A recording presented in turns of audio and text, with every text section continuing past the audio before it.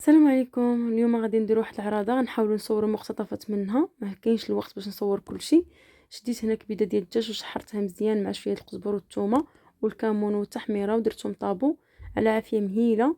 وشديت داك الدجاج بالليل وشرملته بالليل موطارد وزويته العود ومليحه والخرقوم وسكينجبير وكلشي درت منه شويه شويه. وشرملت هذاك الدجاج بالليمون المصير والموطارد وعمرته وقطعت ديك الشعريه شويه ديال الصدر ديال الدجاج وكبيدات وعمرت بهم الشعريه وعمرتهم بوسط الدجاج وخليتهم الليل كامل. الصباح غير دفعته في الفران كياخذ تقريبا حتى 3 سوايع ديال الطياب على العافيه مهيله. ديك البريوات كما كتشوفوا شديت هنايا الشعريه الصينيه سلقتها ودرت معاها شويه لي زيبيناغ وشويه ديال صدر ديال الدجاج وبصيله وداكشي وكلشي مشحر وقاد وشويه الفرomاج وعمرتهم.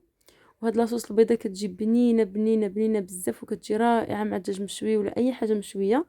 درت بصيله والشامبينيون يا اما طريه يا اما د العلب وشحرتهم مزيان ودرت عليهم الكريمه وحطيتهم مع مليحه والبزار. الانسان كيزوق به اي حاجه يمكن لكم ديروه في طبيصات صغار، انا درته في طبيسي الكبير حيت ما بقاش ليا ليسباس في الطبله.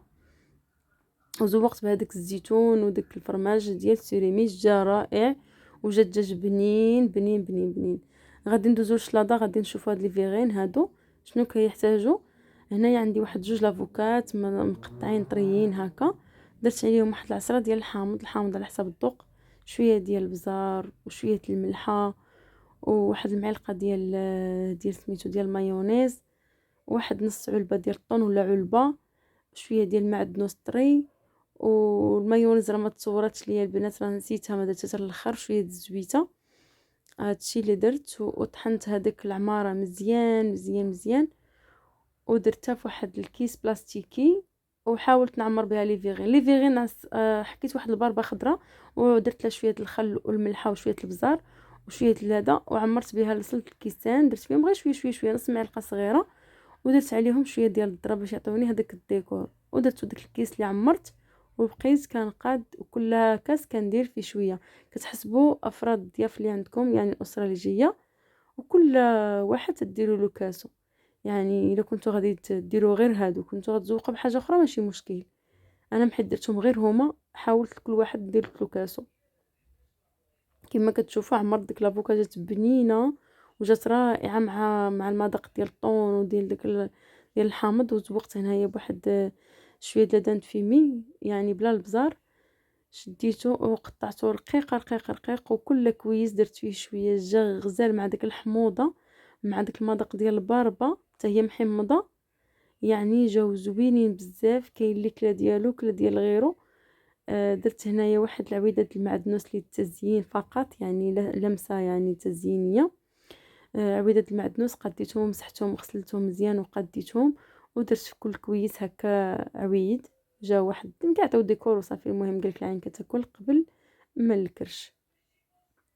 وغادي ندير واحد شويه ديال الزيتون كحل مقطع كل كويس خلوح فيه حبيبه هكا صغيره. كل حاجه كتزيدوها كتبان كتعطي لمسه خاصه.